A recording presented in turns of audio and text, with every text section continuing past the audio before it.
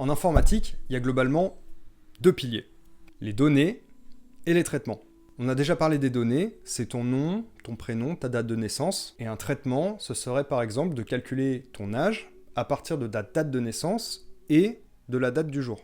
On parle souvent des algorithmes comme programmes abstraits, mais c'est hyper concret. Il y en a de toutes sortes pour afficher, modifier, sauvegarder, supprimer des données. Alors faut voir ça comme un empilement de plein de programmes et de codes différents qui permet, in fine, de répondre à un besoin. L'électronique dans ton téléphone a un programme, Android ou iOS, c'est un programme, et l'app Instagram ou WhatsApp, c'est un programme aussi. Ça peut être très très petit, calculer ton âge, et ça peut être très gros. Lire ta date de naissance, calculer ton âge, générer un code promo, lire ton adresse mail, envoyer le code promo par mail.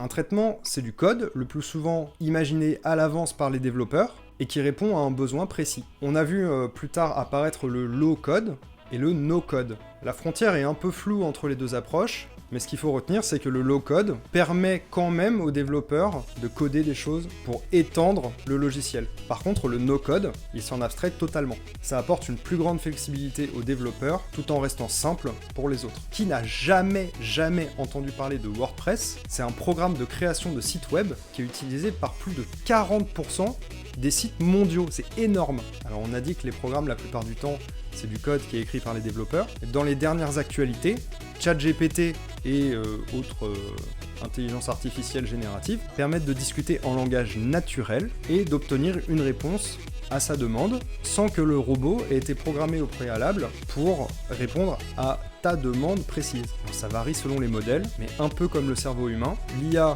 quand elle se trompe, elle apprend et ensuite elle essaie de donner des meilleures réponses. Ça a pas mal d'applications pratiques, comme dans des cas où l'IA pourrait trouver des réponses à des maladies qu'on n'arrive pas nous-mêmes à résoudre. Un traitement, pour finir, c'est un ensemble d'opérations sur les données qui permettent d'en tirer de la valeur. Le plus souvent, ça prend des informations en entrée et ça donne des résultats en sortie. Et c'est déclenché par un utilisateur.